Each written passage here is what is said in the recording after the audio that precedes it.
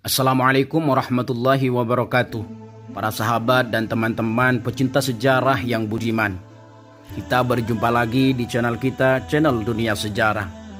Alhamdulillah, kita sudah sampai pada episode yang ke-11, sejarah kehidupan Rasulullah Sallallahu Alaihi Wasallam.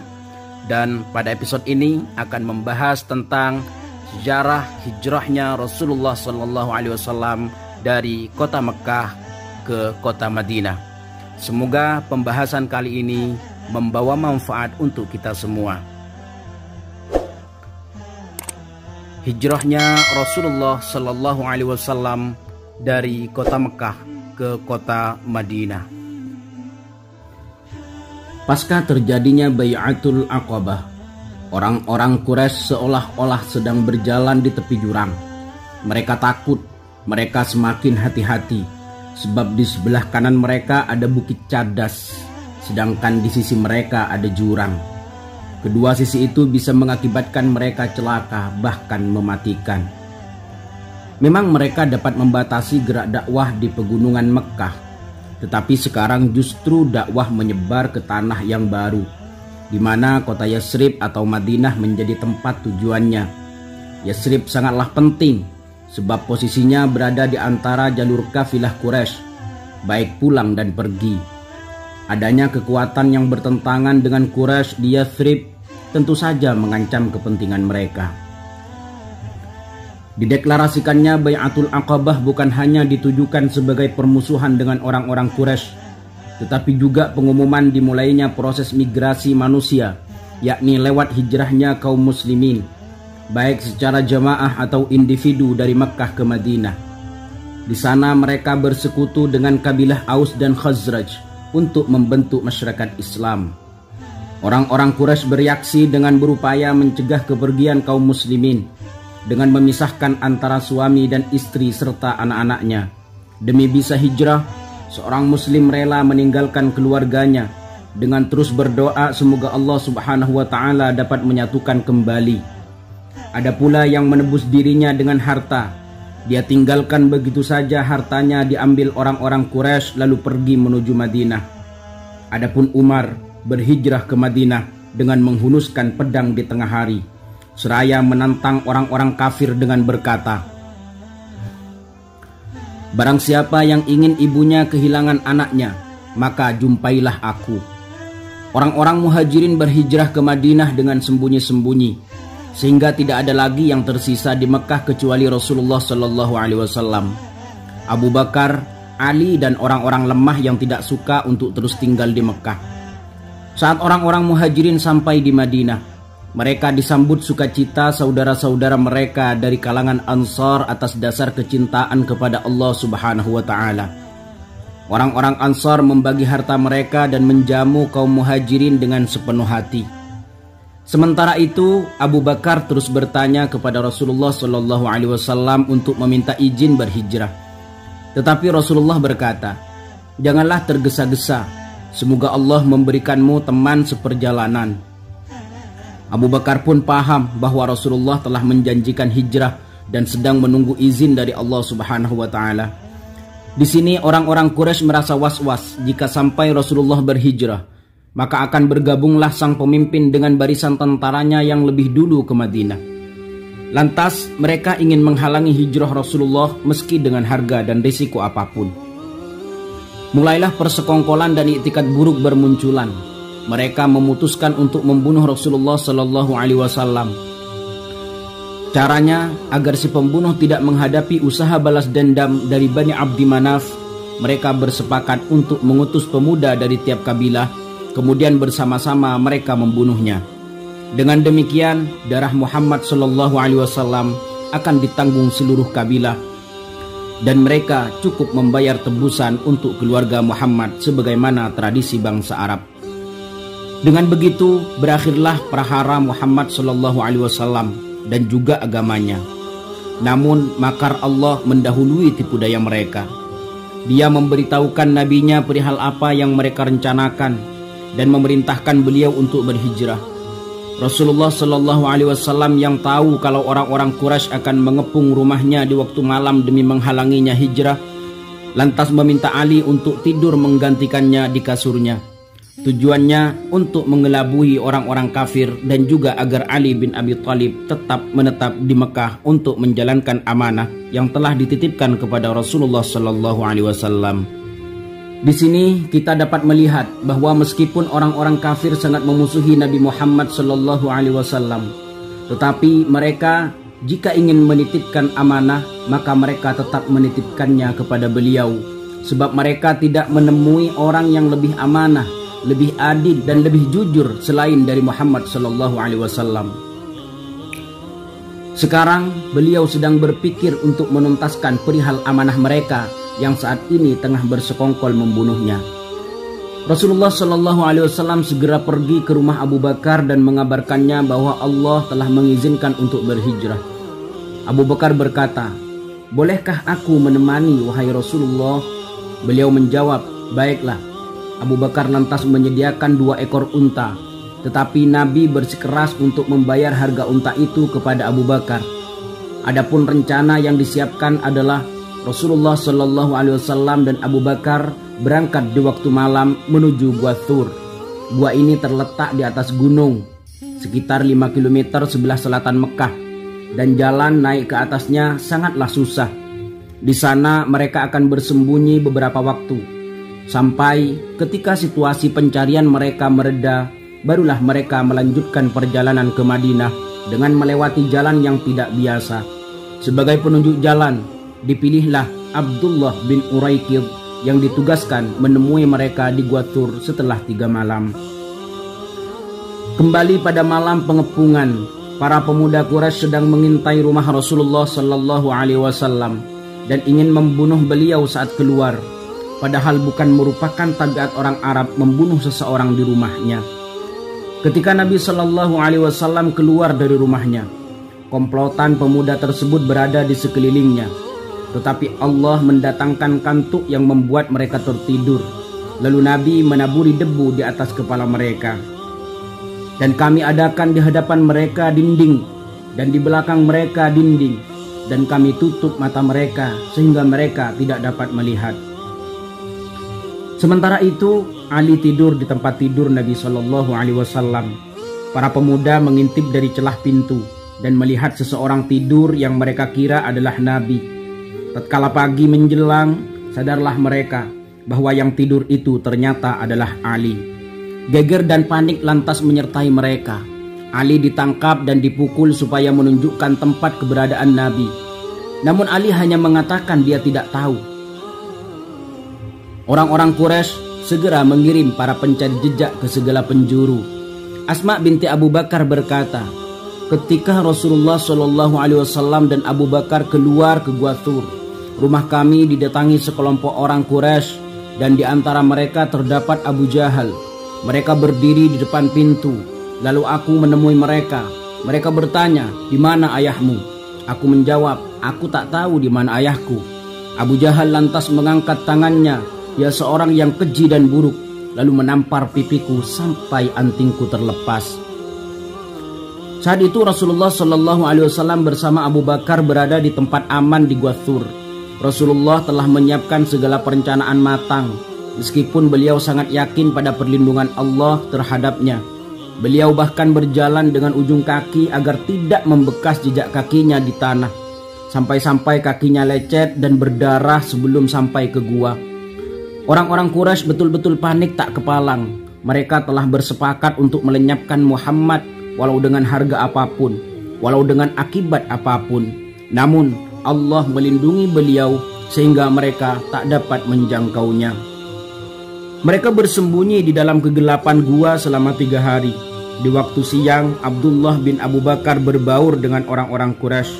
Kemudian di sore hari, dia mendatangi Nabi Shallallahu Alaihi Wasallam dan Abu Bakar untuk menceritakan apa yang dilihatnya dan didengarnya. Adapun Asma membawakan untuk keduanya makanan di waktu siang. Sedangkan Amir bin Fuhairah, budak Abu Bakar, ditugaskan memasang telinga pada reaksi orang-orang Quraisy dan juga mengembalakan kambing untuk menghilangkan jejak keduanya dengan jejak kambing gembalanya. Meskipun segala rencana dan langkah-langkah antisipasi sudah disiapkan, Tetapi rupanya orang-orang Quraisy dapat mencium keberadaan mereka. Rasa curiga dimulai dari ditemukannya jejak-jejak kaki kambing di tempat terpencil yang sangat tidak biasa. Lalu mereka ikuti hingga mendaki gunung dan melewati Gua Thur. Maka Allah menghendaki untuk membutakan pandangan mereka dengan membuat sarang laba-laba, sarang 2 ekor burung merpati yang teronggok di pintu masuk. Begitu pula adanya pohon yang rantingnya condong menutupi jalan masuk gua. Dahulu mereka menantang Rasulullah Shallallahu Alaihi Wasallam untuk mendatangkan bagi mereka mukjizat, dan sekarang terjadilah mukjizat untuk mereka dalam wujud sarang laba-laba, telur merpati, dan ranting pohon yang tumbuh di Gua Thur. Rasulullah Shallallahu Alaihi Wasallam melewati masa-masa berada di dalam gua dengan tabah, sabar, tenang, dan yakin atas pertolongan Allah. Tatkala para pemuda Quraisy sampai dekat gua dan Abu Bakar mendengar jejak langkah kaki mereka, dia begitu takut atas keselamatan hidup Rasulullah. Sambil menangis dia berkata, "Wahai Rasulullah, kalau saja salah seorang dari mereka menunduk untuk melihat kakinya, maka dia akan melihat kita."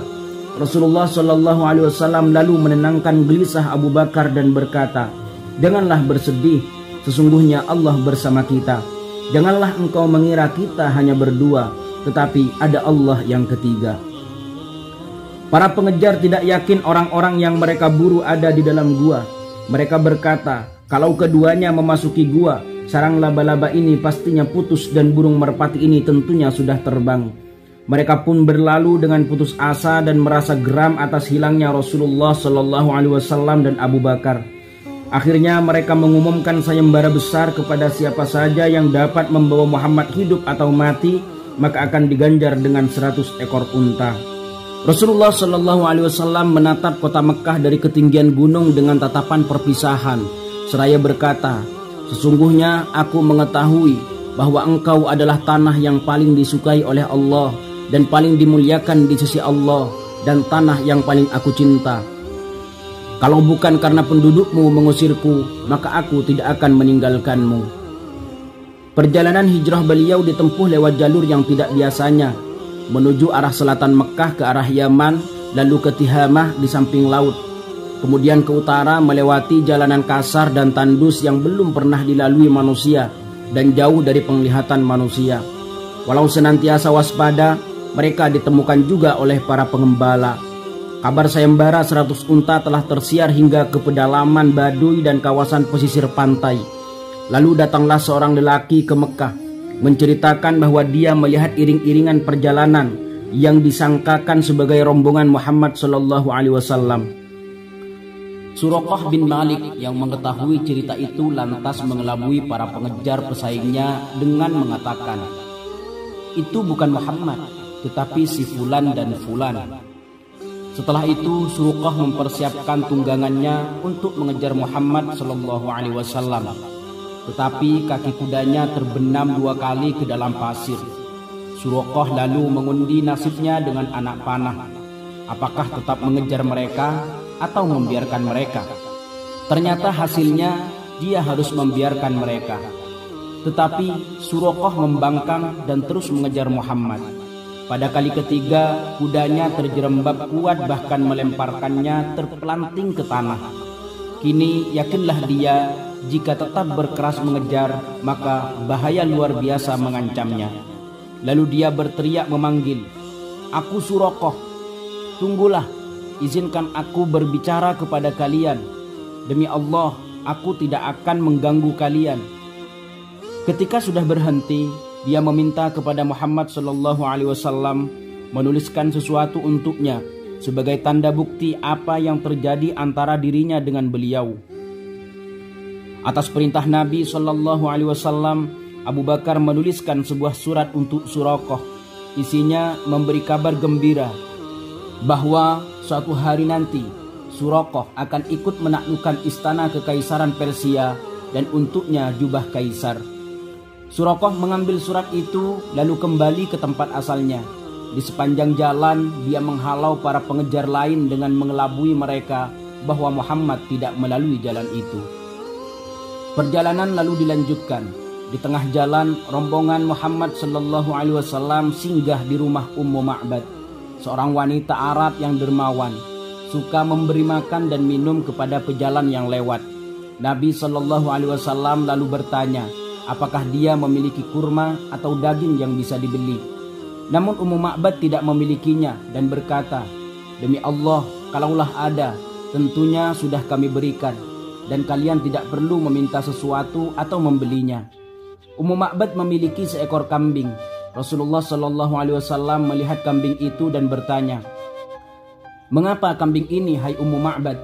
Jawabnya, kambing ini sakit dan ditinggalkan kambing-kambing lainnya.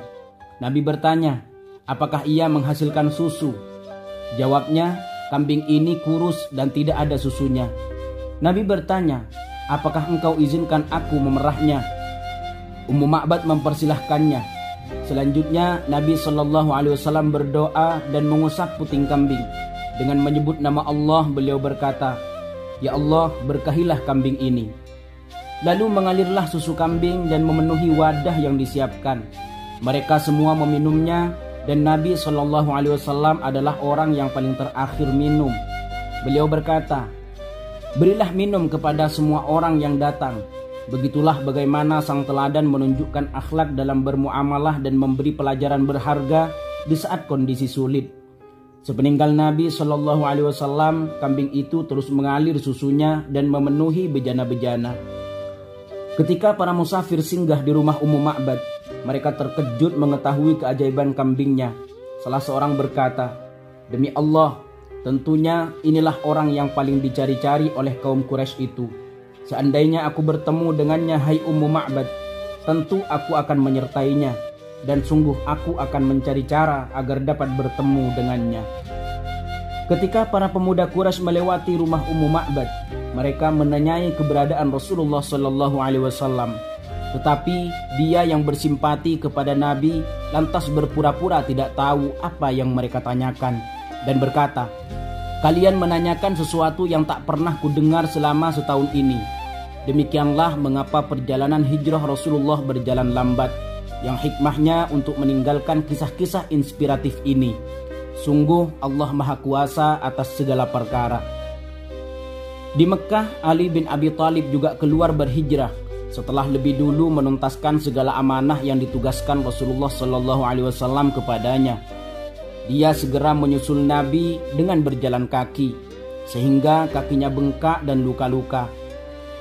Akhirnya dia menjumpai Rasulullah Shallallahu Alaihi Wasallam saat di Quba, berjarak 3 km dari Madinah, tempat Rasulullah membangun Masjid Quba.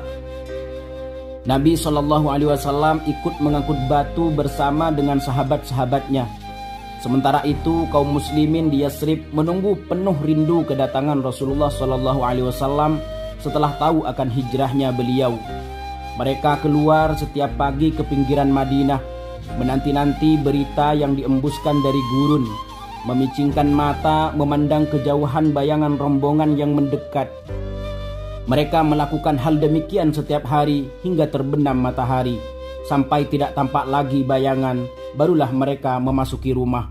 Padahal saat itu adalah hari-hari puncak musim panas. Lalu tibalah tanggal 12 Rabiul Awal, tahun ke-14 kenabian. Saat itu hari telah masuk zuhur, orang-orang lantas memasuki rumah, dan ketika itu tibalah Rasulullah Shallallahu Alaihi Wasallam.